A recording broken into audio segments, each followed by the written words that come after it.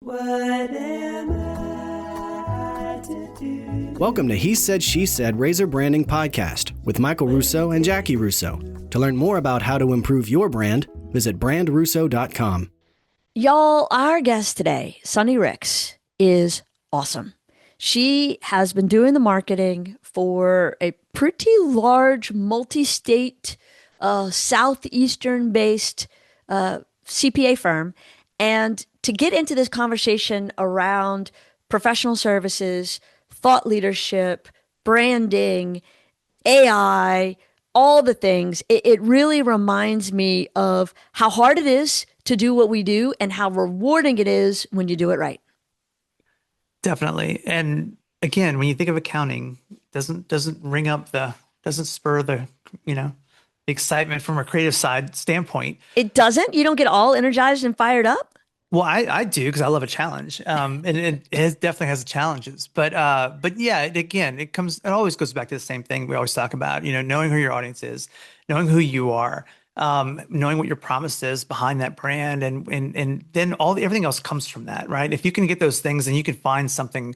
It's not always clever, it's not always funny, it's not always emotional, it's not always sad. But when we're talking about taxes and accounting, how more emotional do you need to get? How much more personal do you need to get until it's gone wrong for you or gone right for you or something? I mean, it is just.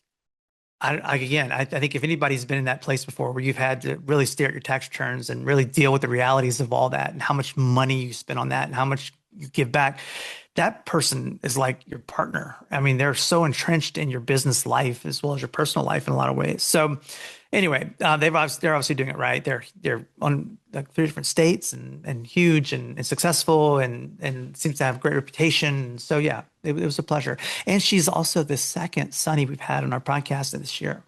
Well, Sunshine. I know, but I count them both, Sunny and Sunshine. You can count them both. It's happy names. When you hear the name Sunny, how do you not be happy when you hear Sunny? I would agree. I mean, we should have renamed our kids. I mean, they should have been like happy names, like when you say them. I love our kids' names, but okay. So, what would the 4 happy names have been for? I don't know. I never would have thought of Sunshine. Okay, would that be Maggie? So Maggie is Sunshine. Maggie would probably be Sunshine. Yeah. Okay. So, what would Jackson be? I don't know. Jordan would be Storm Cloud. That's not a happy name, Michael. They should never hear this. And Stormcloud sounds like her Native American name. So I'm going to need you to not be culturally inappropriate and come up with good, happy names for our kids. All right. Anyway, Sunny was the light, and we should probably cut all this out and move on. For sure. But hopefully Reagan won't, because this is the true nature of the He Said, She Said podcast. So y'all stick around and listen to Sunny Ricks educate you on some really good thought leadership and professional services branding. What am I to do when the day is through? Sunny, welcome to the podcast. Thank you. Thanks so much for having me. Well, thanks for being here. I was excited about this specifically because professional services tends to seem to focus on ACE, right? The architects, the construction guys, the engineers. I don't think we spend enough time in a marketing realm talking about accounting and CPAs and tax preparers. And that to me is one of the hardest professional service avenues in which to build a brand. Absolutely. Yeah, it's different. That's for sure. Yes. Well, and I think you've got to start it in the right spot, because when you say it's different, that's the big challenge, is that to the outside world, all of those organizations seem to just kind of all get bunched together and there's not enough differentiation.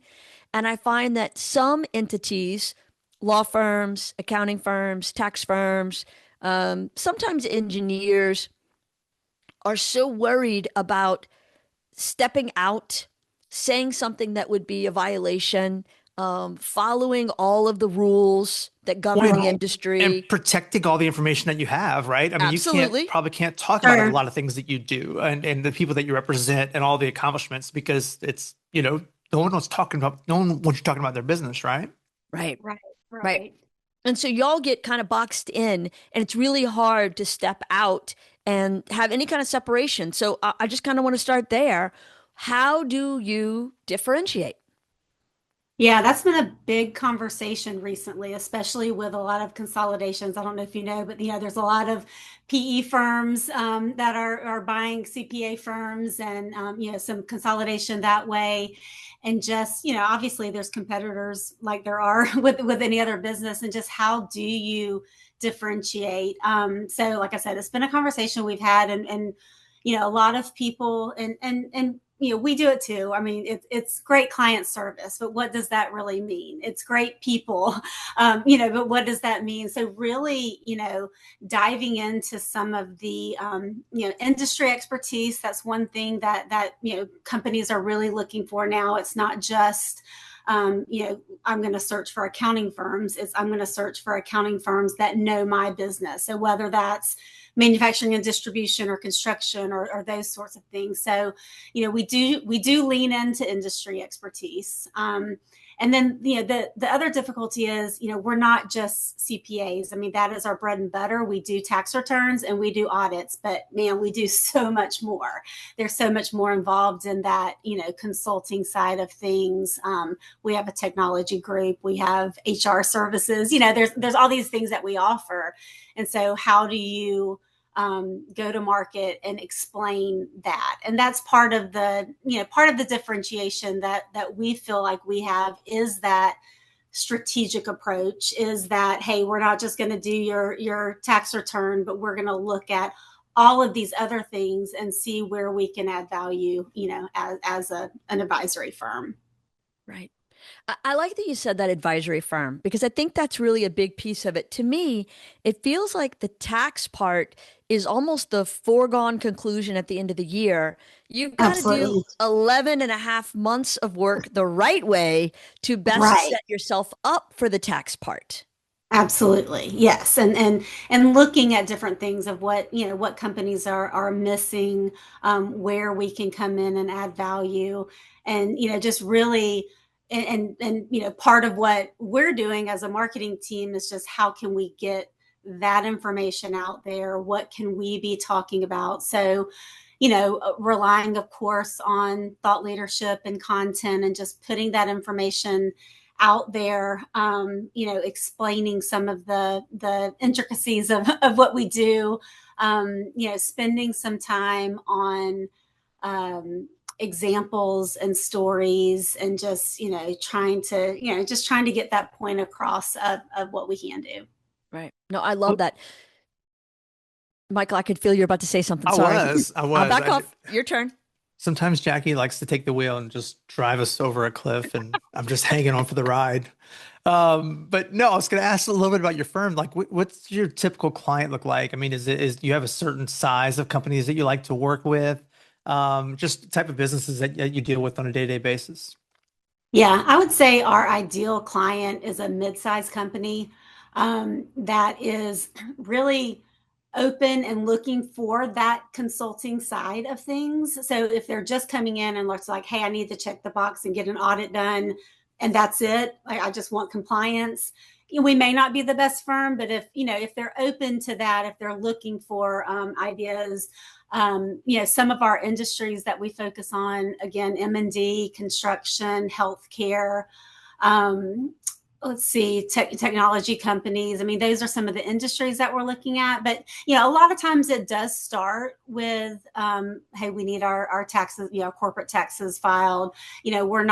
We're not going after smaller 1040 clients that are just looking to need to file a personal tax return. Usually, those tax returns that we do are part of a bigger group of things that we're doing. But yeah, so sometimes it starts with a tax or an audit, or maybe a risk assessment, things like that. And then usually we can just see, they'll be like, hey, you just did our taxes, and we're looking for a CFO. Can you help us find a CFO? So then our staffing group or executive search group would come in that way. And, so it just kind of builds on itself there. But really, what we're hoping for is someone that's looking for multiple services that we can offer. Yeah, and there's so much. I mean, we're a mid-size to smaller boutique agency, really, but 20, 30 people at any given time working with us. And, but the importance of having somebody in your corner. Yes. We've had the wrong people at times, and in our 20 Yeah. plus years of doing this, and it's painful when it doesn't go well, and it's Yeah. very, very painful when you have people that you trust, or you think that they're taking care of something, you think that they've got they got your best interest, and all of a sudden when things Right. go bad, they're kind of just, hey, sorry, you're on your Right. own now. And Right. it's just tough. And like I said, I think counting in general comes off as a cold business, but it's Hmm. not. It's so connected. Like you have to It is. be Yeah. entrenched in people's lives in a way that you really aren't in other places. You got to know where all the bodies are buried, where all the secrets are, and Yeah. and, It and is. to be able to Yeah. help guide them, It is so interesting to just hear the stories of the kind of calls that our accountants get and the questions that they get and the things that they're helping them through. I mean, we're doing estate work, so we're getting calls, about estate planning and when bad things happen on, what to do and ready to sell a business and, all the advice of those just big milestones that companies are reaching. And even from the, personal standpoint as well, you need that advisor that's going to walk you through those things when you're probably not thinking necessarily of you may not know what's in your best interest. Yeah, and I think in just like any industry, we always talk about that with different clients, and we're kind of industry agnostic here at the Mhm. agency, and it doesn't really matter what business. They all kind of have the same pain points at times, and a lot of it is Yeah. fear. Yeah. People are afraid when they don't know. They don't know the law. They don't know finances. They don't know. They know enough. I mean, they run businesses, but it's when you don't know things that there's anxiety about it, and Right. there's so many unanswered questions and all of that. So having that person is so valuable, right? And I think Right. that's kind of the crux of those industries is how do you Mhm. let people know that build that trust basically is what I'm getting at. Yes, for sure. For sure. When I think about, because we work with primarily B2B, a lot of professional Mhm. service clients, and we hear so often the challenges of recruiting, especially the new generation. How has your firm, and I know y'all have offices, across the Southeast, multiple states, multiple markets. Are you finding that you've kind of figured out this recruiting piece, or is that still a big part of your struggle? Because that ties into the brand as much as any marketing and client recruitment. Absolutely. Yeah, I mean, I think we are as an industry, we're struggling with just people getting their CPA license and going into the field of accounting. We have a lot of our advisors that are deeply involved in the CPA associations and those sorts of things, just trying to help recruit people to come in. And just like Michael said, like people think it's this dry job that you're just doing numbers, and it's not. So what does it look like? So I mean, we've struggled with that. I think we do a great job of just building a really strong culture that cares about the employees, and we try to show that in our recruiting activities and marketing and those sorts of things, of just we are different. So, it's not a huge accounting firm, like one of the largest accounting firms that, but we're this regional firm that, we're 49th largest in the country. And so we're big enough to have, resources to help you grow and these professional development opportunities and all of these things, but small enough that you can grow and mature and become a member in our firm. So I mean, it's tough though. It's tough when you look at the pool. And so we're really trying to start. I mean, we even have some high school programs that are coming in and talking to high schoolers about what accounting is and what that could mean, because I mean, you've got to they're making these decisions, or colleges are trying to have them make these decisions earlier and earlier. So if we can get people just a little bit intrigued with, okay, what does this look like? And I mean, it's a great profession, but just explaining that to people. I love that you're starting young, because I think that's one of the things that so many companies are missing out on is, you start the recruitment process years before they're actually going to Absolutely. be professionals and Right. adults and certified and licensed and ready to go. Because that's if you start building the brand early, they now Yeah. aspire to work there. Right. And Right. to me, I think that's a big piece that a lot of firms miss. And so good on you. Yeah, yeah. And then once you get them, how do you keep them? I mean, the retention part is just as important as the recruiting part. So, you have to do what you say you're going to do when you get them in the door. But I do think just the growth opportunities. We spend some time internally, having people, members who have been here a long time talk about. Yeah, it can be a tough path. Yes, busy season is busy. You're going to work a lot of hours, but the flexibility of other times, and and just the growth opportunities that people have had, and now the wide variety of different, services that you can offer and industry specialties you can go into. I mean, you can really make it what you want it to be. So that's important as well. Right, absolutely. With a focus on businesses, obviously, especially those small to mid-range businesses that y'all focus on, how do you line up your marketing? I mean, is it social first? Is it web first? Are you doing geofencing around big companies? Are you rocking a database and some email? All of the above? What's that strategy been like for you? Yeah. I would say probably our first strategy is personal branding. I mean, we're selling our people, right? I mean, the business is the people and what they offer. So we spend a lot of time coaching and helping them go to market. Okay, so as part of that is social. What does your LinkedIn platform look like? What are you posting? What are you writing? Those sorts of things. Where are you, what associations are you part of? Where are those referral sources coming from? How are you building that community, so that when you do, a speaking engagement or an article or, whatever, that you're talking to the right people. So we spend a lot of time on that, and also really just helping from it.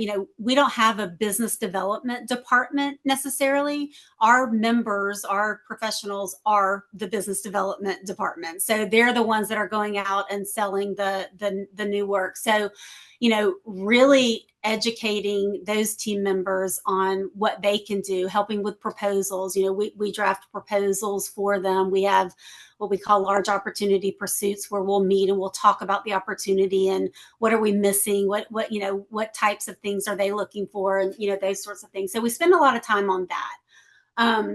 I would say that second to that is, I mean, building our brand, and that's through, website's important. Just the digital space of, search engine optimization, what's on the site, a lot of content, thought leadership content of just, writing and telling, tax legislation. That's probably our biggest, most popular content. I mean, people want to know, when the One Big Beautiful Bill Act happened, we were on top of it. We were writing articles, we were posting videos. Here's what it means for you.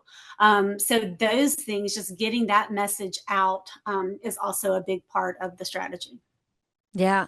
And I like the way that you approach that. You mentioned LinkedIn and thought leadership and kind of helping the advisors have that forward presence, because I think that's important. So I Yeah. have two questions on that. One, Okay. I know you and I talked earlier, they tend to want to lean towards Facebook and you keep trying to pull them back to LinkedIn. How are Yeah. you getting them to do the thing you need them to do? And then the second part is, I think it's noble and important and great. And I'm 100% in support of this approach because it's what I teach and I think it's right. But what I hear kicked back to me all the time is, but if they build their own personal brand up enough, they'll leave us. So how do you balance that? Yeah. I think, as far as, I mean, our job is to amplify the voice of the professionals. So, we go out, and what we see a lot is, yeah, we want to post it on Facebook, or here, we just did this. Can Warren Averett post it on their social media? And what we're trying to show them is, you have a network built within your platforms. Like, you share it, and then we can share it. Like, but it makes so much more sense. Like, let's amplify that message as much as we can. And so, and there's some pushback to that, right? Because it's easier for us to do it.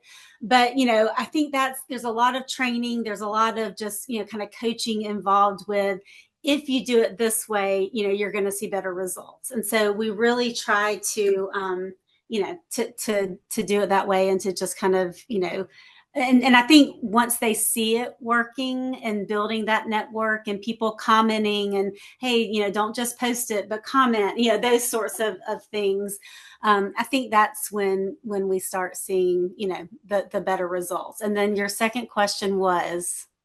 I don't worry about it. You should not worry about it. But other people tell me all the time they are worried about it. If an employee builds their brand, they're going to leave. Yeah, you're just preparing them for their exit. You're coaching them for the next step. I hate that. But so do people say that to you? And if so, how do you handle it?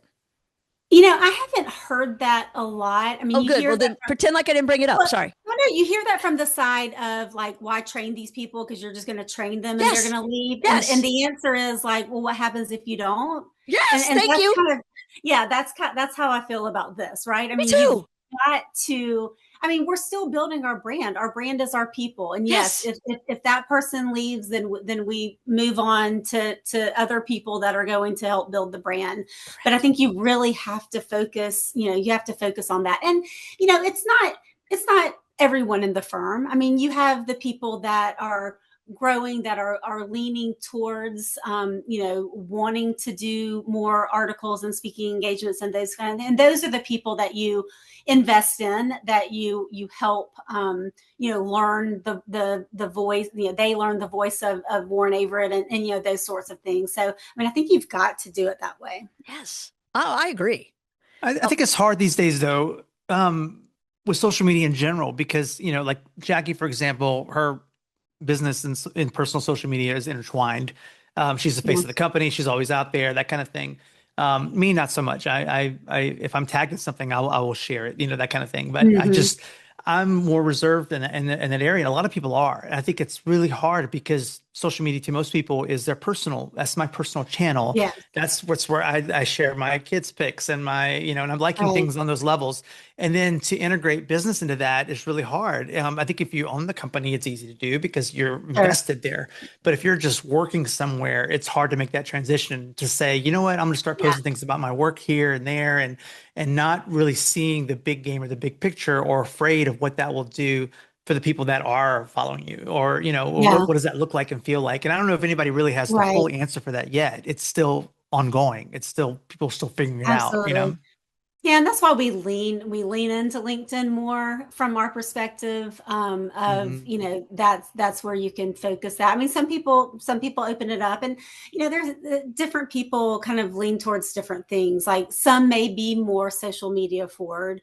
And there may be some that are, really into local speaking engagements with their, chambers and Rotaries and those sorts of things. And that's fine as well. What we try to say is, hey, if you do that, that's awesome. But if you post it, think about the more people that are seeing that you actually spoke somewhere.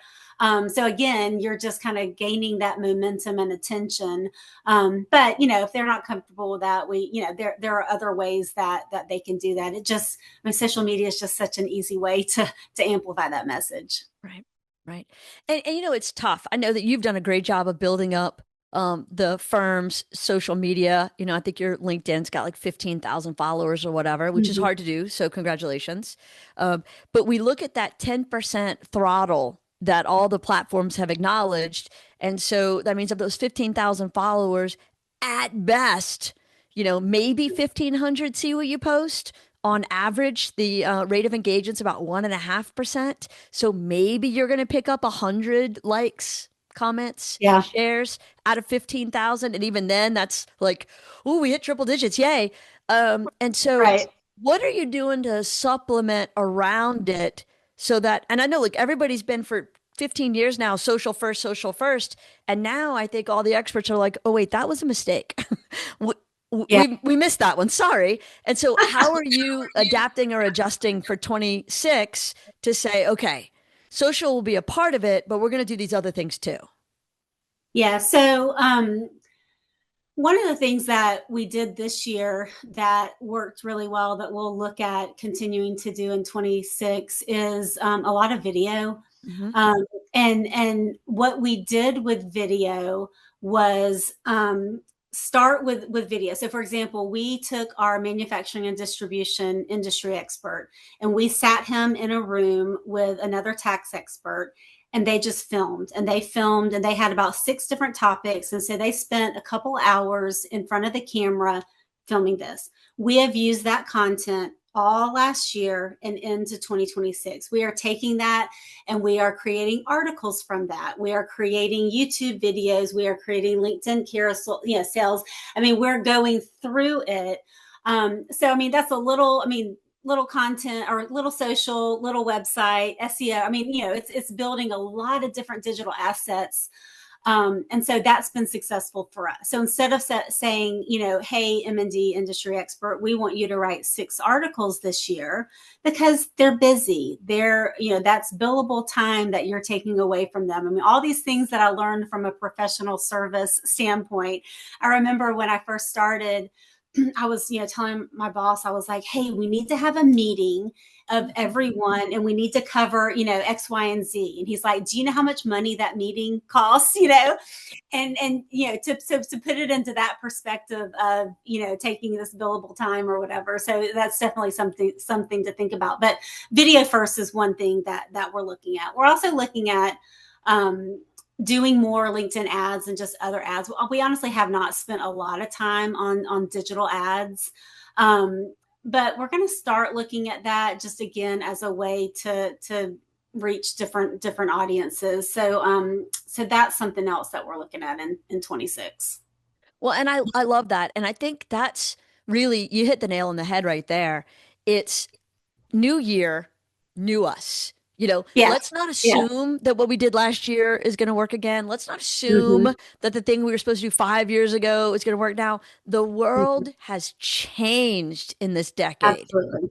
And Yes. so to me, everything should start with a step back, deep think, real research, real plan, real strategy, and then roll into tactics. So what's that strategic planning process like for y'all? Do you involve, your clients and have conversations with them to find out what they want and don't want? Do you survey your team at all the different offices to see how the markets are changing from location to location? What's that process like? Yeah, so we have industry leaders and service leaders for each of our different and office leaders. So we look at industries, we look at services, and we look at offices. So really, so my half of the team that I manage is our marketing communications team. So we kind of act as an internal agency. So we come in and we will create those digital campaigns or digital assets. We'll maintain the thought leadership and those sorts of things. The other side of our marketing team are called practice growth marketers. So those practice growth marketers are the ones that have the direct one-on-one relationships with the leaders. And so obviously they're having conversations all the time, but during this planning, we're showing, okay, here's what worked this year. Here's what didn't work this year. Here are billings. I mean, those are lagging indicators, but here are the billings. Here's where we grew. Here's where we didn't grow. And then, what are you seeing? What are the trends? So we're having kind of those individual conversations with those leaders. And we have a firm-wide marketing strategy just with some overall efforts that we're going to do. And then we have individual plans for each of those that say, okay, from that perspective, here's what we're going to focus on. We're going to continue to go to, this conference. And, typically those are like, we're going to this conference. We're a member of this association, but we're going to do, this content we're going to participate in, and just kind of walk through it that way. But looking at it as a whole, we'll say those things like, okay, we're going to have, video first and a lot of things. So we're going to look at that. we're trying to bring back, we're looking at bringing back a client survey this year. We did one a few years ago, but as far as talking to clients, let's push this. What are we doing from a website perspective? Refreshing the site, those sorts of things. So we kind of have this overall plan, and then just talk to each of those leaders about what they're seeing and kind of what focus. One thing that we're looking at for one of our industries is I've wanted to do just some original research, like an original survey research. So I think we're going to do that this year with one of our groups.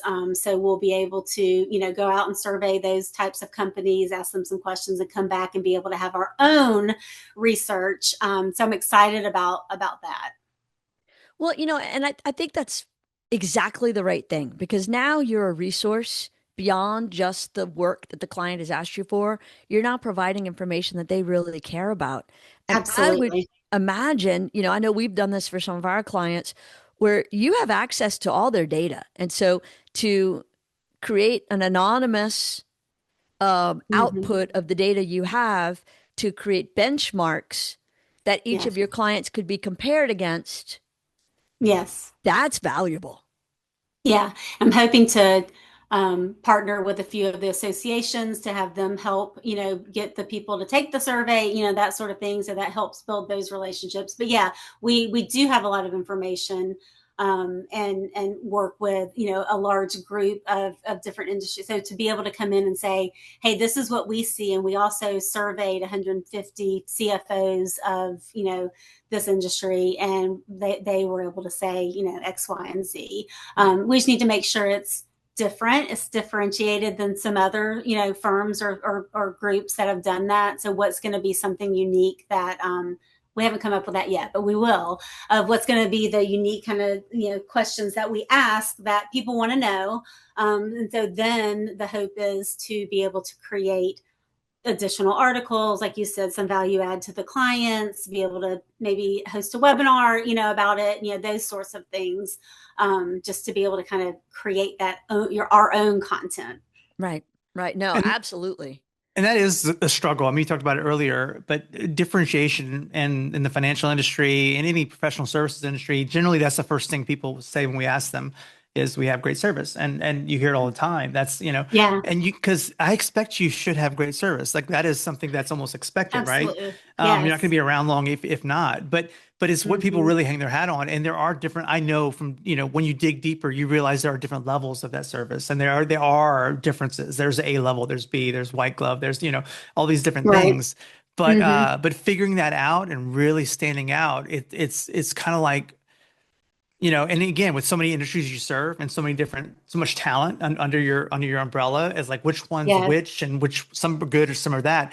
So I guess what I was getting at is, how do you build the culture of the firm or help build the culture through the marketing efforts? Are there intentional steps that you take to tie those webs together, to find those differentiating factors and to be able to lean on those strengths throughout the entire team?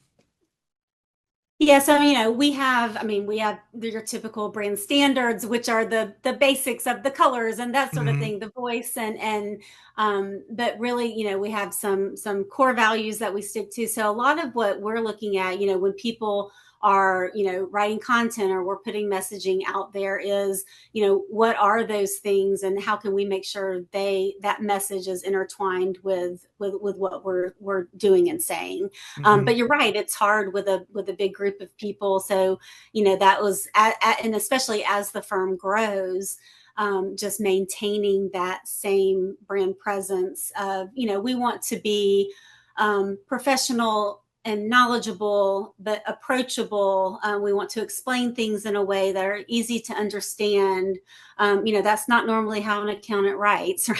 Hmm. Right? They're thinking of it from a very technical standpoint. So how do we talk in everyday terms? How do we showcase client experiences? And that's hard because you can't just say necessarily, I worked with this client and they owed the IRS this, or, the details of that, but it's more what were the pain points and how were we able to help that. So that's another thing that we're looking at spending more time in 2026 as case studies of just really looking deeper at, certain aspects of what are the pain points and how can we show, how we helped that, because we think that would help the differentiation, equation when you're looking at that.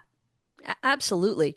Have y'all done any work around a patented, trademark, proprietary process or framework that you use to kind of explain your services and how they're different from other people's services?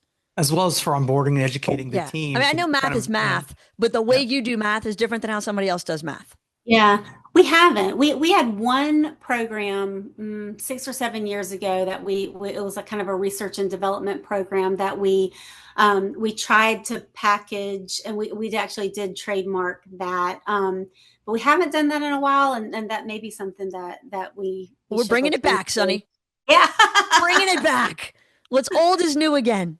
That's right. That's right. I like it. Well, and I think that, the best practices are best. And so to get back to some of those tried and true things can be very helpful. Yeah. What do you do from an ROI perspective? How do you get senior leadership to see the value in what you're doing and keep giving you budget every year? It's hard. ROI for professional services, as you know, it's hard. You have a lot of times you have long lead times on prospects and just the life cycle of how building that prospect into a client. So we do the typical, from a marketing standpoint, we look at our pipeline a lot, the number of deals, proposals that went out, wins and losses, and that sort of thing. So we look at that. We look at digital website page views, time on page, those sorts of things. We have some campaigns that are running, some inbound campaigns that are running that, download this R&D white paper. We have a few things like that. So we're able to show the amount of downloads. We manage all of the contact us forms through our website. So we're actually sending out leads that way. So we'll talk about the number of leads that went out and website. When someone closes a deal, we use HubSpot as our CRM. So when someone closes a deal in HubSpot, they can choose. We can also look at some attribution reports to see, are they coming from, did they come from a web search, organic web search? Did they come from, personal relationship, professional relationship, those sorts of things. We're starting to see this year, we were pretty excited. We're starting to see some AI wins through the firm. So that was pretty exciting to be able to see that they literally, went to ChatGPT and asked for an accounting firm, and we popped up. So that was exciting. So, those are some of the things that we're looking at, but, again, ROI is pretty hard to, we're just trying to look at those influencer relationships, referral relationships, and those sorts of things. Yeah, we had a client in the professional services space, and I'm sorry, Jackie, if you had a thought on that, but they and it was 2 years in. We're one of our favorite clients, and they're a very large global firm, and they the CEO loves marketing, and he would get on calls with us regularly, and he was really involved. And about 2 years in, he was like, what's our website doing? How come it isn't generating more? I'm not seeing more of that. And their marketing director, who we loved as well, and he was very good about it. He jumped in and was like, look, hey, our website is not made for, it's like, it wasn't built for generating this or that. He said that we're a thought leadership website. We're trying to convey our expertise to the world and all this. And then that very next week, one of their senior guys said, I just landed a meeting with one of our big guys because I said my name, and he said, yeah, whatever. And he blew me off. He went and looked us up on the website and then called back and said, all right, I'll take the meeting, because it proved that they were real, that they were valid, that they were in the space. And that was kind of the whole thing. Like, there was no, for that particular situation, there was no, like, why am I spending all this money on a website? Because you need it, because it's important, because it's, but it wasn't, people weren't picking up the phone and calling from it, that kind of thing. And he was like, why am I doing this? Well, that's why. And so sometimes it's not always provable in the facts. It's not provable in the numbers. Like, oh, some people can have all these likes and hits and followers and nothing's coming from it. And And you if may they're not not have getting any, but you yeah, get the right ones. Yeah. So it's quantity, quality, and, right. and we have so much numbers and so much data. And I'm on the creative side of things. So I'm probably talking out of turn. Jackie's going to slap me down in a minute. Oh, well, Because it's all important. I know it is, but at the same time, it's hard with so much of it. It's hard to decipher which is the right one and which isn't. And that's where you need a Yeah, specialist to kind of sort through the numbers, just like in accounting. I can go right. to do this and try things on my own, but then there's a level where it's beyond my expertise and beyond my ability. And for me, I say it's way beyond my ability. I'm not a numbers person. It took me forever to get out of college. I struggled in math 105. I mean, I'm way out of my game talking to you and anybody that's involved in accounting, but I understand that. And so that's when you understand that you need those next level advisors, Right. Yeah. I have so many thoughts about what you just said, Michael. I'm gonna let all that go, and I'm gonna come back to what Sonny was talking about with AI because I know you mentioned previously that you have an AI strategist now as a massive part of your team. We So, do. how has that changed what you're doing, and how are you tracking the benefits of that? Obviously, this win from an AI search is huge. Is that Yeah. attributed to what the AI expert is doing, or you have other pieces that they're working on?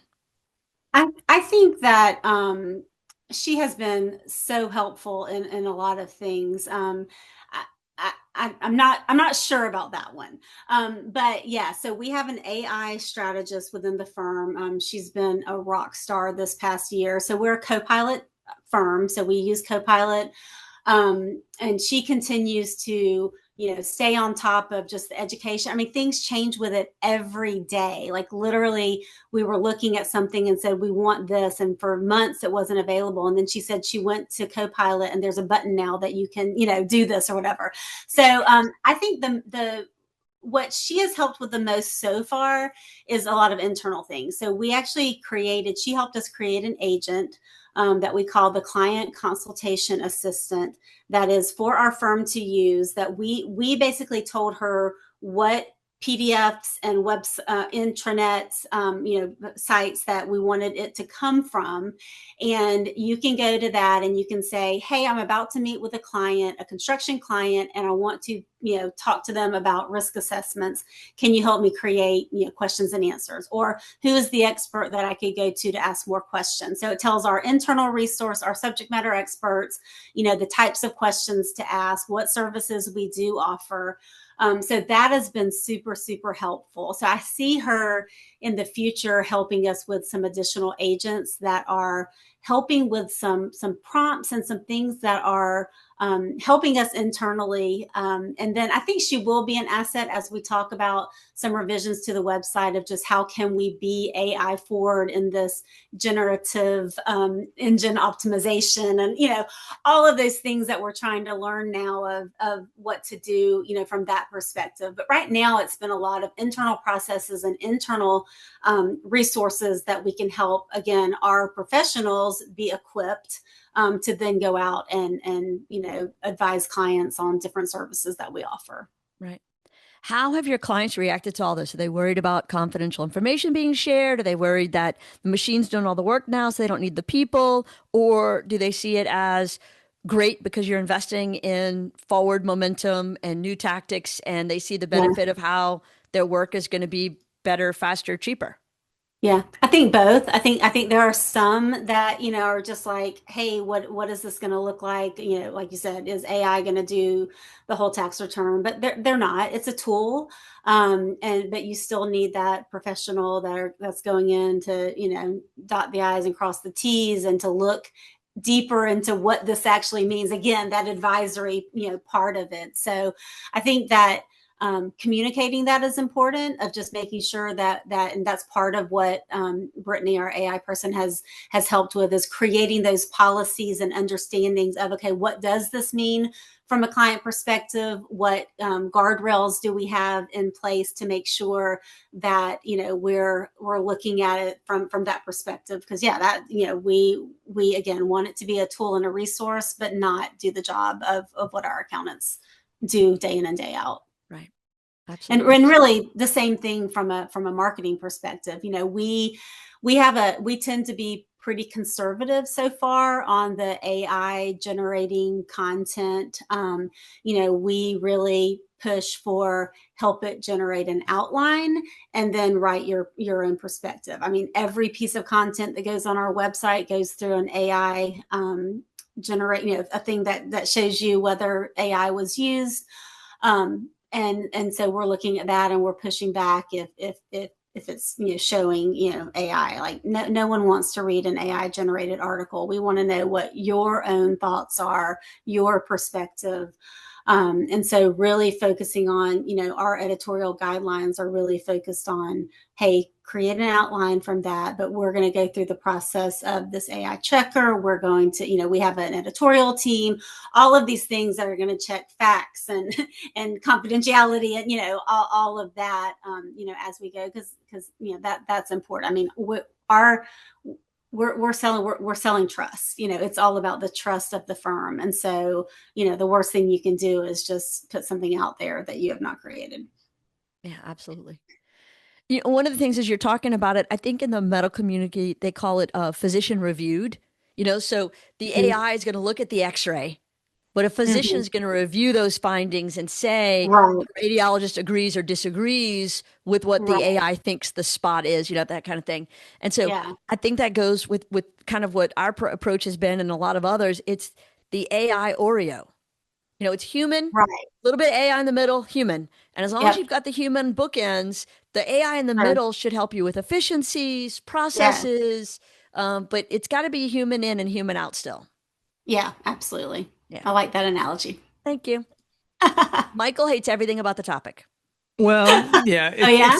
you can't escape it. I mean, it's part of every conversation, both in business and out, because AI is so big. It's so terrifying at times, because of how big it is. And it's a great tool.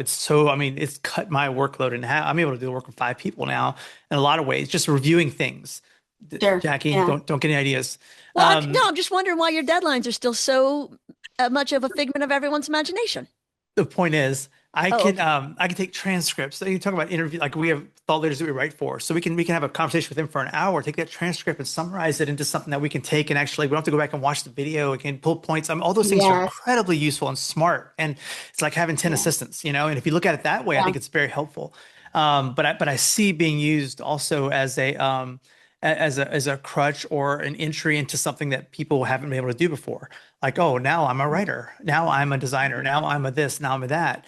Right. And it's gotten so good to where it's acceptable, but it's just not great. It's kind of Yeah. mediocre. And Yeah. and I think my fear is the less we do the thinking on our own or the editing, the less we're going to have the ability to do the thinking on our own. And so as time Right. goes on, we become so inept. Like the other day, our internet went out for something, and it was like, okay, Can't do anything. I gotta go write stuff now, and I gotta do stuff now. Right. And then people were freaking out. Not here, but it's our whole city went down Yeah. for something. But it was just one of those things where, you know, we still need to keep moving with the pace of technology and not just let it Yeah. do things for us. Because Yeah. like you said, nobody wants to read something generated by somebody else. Like, I'm doing business with you because I want to do business with you. I want to know that Right.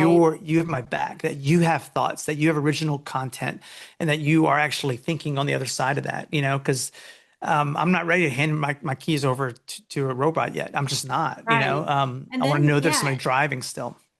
And then the other concern is, the information that is put in to then generate that information, like it's going to become more and more AI generated. So where are Mhm. those original thoughts? So original thoughts and ideas are so important to keep having, so that it just doesn't become this. I don't know. It's scary. Yeah, yeah, but it's something it's not going away. Yeah. For the people that said social media is a fad, well, they learned the hard way that that wasn't a fad. It was pretty real. Yeah. Yeah. I'm sure that it's every generation there's something like that, but AI feels different. It feels bigger, and maybe I'm Yeah. just overestimating it, but it seems like it's a game changer in a lot of ways, It and is. for the good and bad and the ugly. Yeah. To say that it's not And pretty impressive is wrong too. And it's everywhere. We're spending a lot of time with a lot of our marketing technology tools. Every marketing technology platform that we use now has an AI component to it. Mm-hmm. And, so of course, most of them cost more money. So, we have this capability, but it's going to cost this or whatever. But just, we've spent a lot of time looking and analyzing those things to see, okay, what is it doing? How are we going to use this or not use that? So, it's everywhere you turn. All the different things that we're doing have some sort of new AI, component to it, and just kind of looking to see if it makes sense to use it. What actually is it going to do? Where's the information coming from? Again, confidentiality, all those things. I mean, Mm-hmm. HubSpot, those sorts of things. But you're right too. The market from a marketing side, I think that's something that people aren't really considering, because right now they're giving it away to a certain extent. Hey, try this and play with this and do this. But like same thing, like when I was first, coming out of school and working, you had to buy Illustrator separately and Photoshop and InDesign and freehand at the time and Quark and whatever. These were thousands and thousands of dollars to get these. And then it went subscription based, and now we're paying thousands of dollars. And that's like for the, we call them gatekeepers, but you can't afford to pay for that every month, and you can't have these programs, and you can't do that work. So all these other AI tools are starting to challenge that. And it's free, and people are getting used to it. Well, eventually they are going to start charging, and they are going to raise those prices, and that barrier to entry is going to be raised up higher.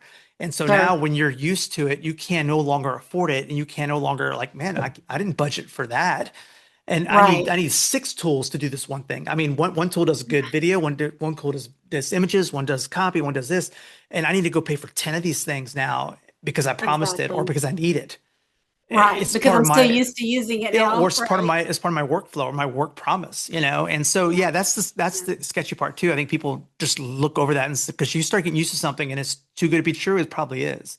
Nothing's free. I mean, eventually they will jack that price up and say, I'm going to make money off. Somebody's going to make money off of it, Yeah, that's true. Michael, though, as I was going through our end of the all year, sunshine and happiness, Jackie. I am nothing but sunshine and happiness, Michael. But I was thinking, because I'm going through an auditing, like I have to do all of our credit card statements and figuring out all of our subscriptions, because sometimes we have subscriptions and people are like, I don't know where that came from. So it's a whole thing. But so I remember the days when we used to pay for the Adobe Premiere up front, and then we could nurse the use of that for 3, 4, 5 years. Well, now that they've made it cheaper for a monthly subscription, we're paying 5 times more. Right. For the cloud-based. Yes. So it was sold to us, I think, technically as a savings. It is exactly the opposite of that. When you're paying tens of thousands of dollars a year for subscriptions, it is not a savings. I missed the days of buying the disc. It was a lot cheaper. Right. Exactly. And convincing the art department that it was okay to be a version or 2 behind. It was fine. We'd upgrade every 3rd version because the changes weren't that dramatic. But now they've got you hooked, and there's nothing you can do. Right. Yeah. Fun world. So I miss those days. Okay, we have diverged so far from your marketing efforts into our own, challenges. But Sunny, this was awesome. I so appreciate you being so open and transparent with our listeners and talking about the good, the bad, and the ugly of marketing for professional services in this day and age, because we're all struggling with it. And so I appreciate you being so open and sharing it.